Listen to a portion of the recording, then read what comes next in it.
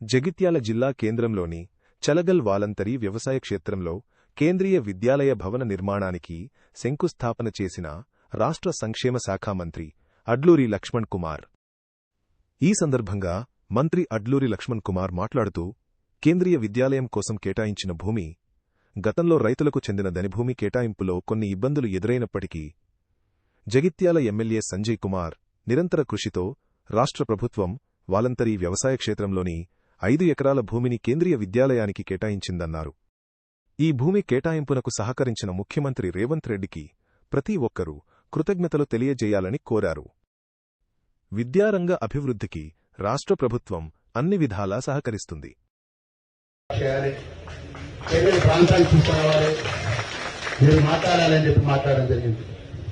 జిల్లా మంత్రిగా మరి ఈరోజు గౌరవ ముఖ్యమంత్రి గారి దగ్గరికి వెళ్ళి అన్న ఇది తప్పకుండా రావాలంటే ఇరిగేషన్ మినిస్టర్ గారు ఒక మాట అన్నారు.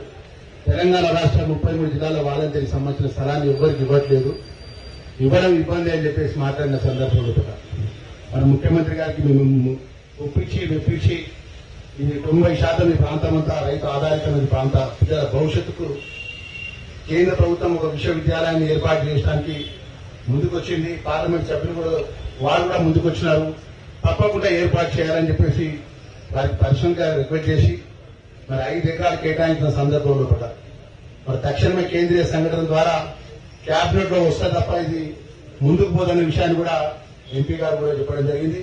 మరి దానిలో దృష్టిలో పెట్టుకుని మన క్యాబినెట్ లో చివరి నిమిషంలో మరి ఎమ్మెల్యే గారు నేను ముఖ్యమంత్రి గారితో మాట్లాడి ఆ క్యాబినెట్ లో 5 అంశం చేర్పించి క్యాబినెట్ తీర్మానం చేపించి ఈ రోజు కేంద్రీయ విద్యాలయానికి రాష్ట్ర ప్రభుత్వం మరి క్యాబినెట్ ఆమోదం తెలిపినందుకు గౌరవ ముఖ్యమంత్రి గారికి మనమందరం మనస్ఫూర్తిగా అభినందనలు తెలియజేయాలి.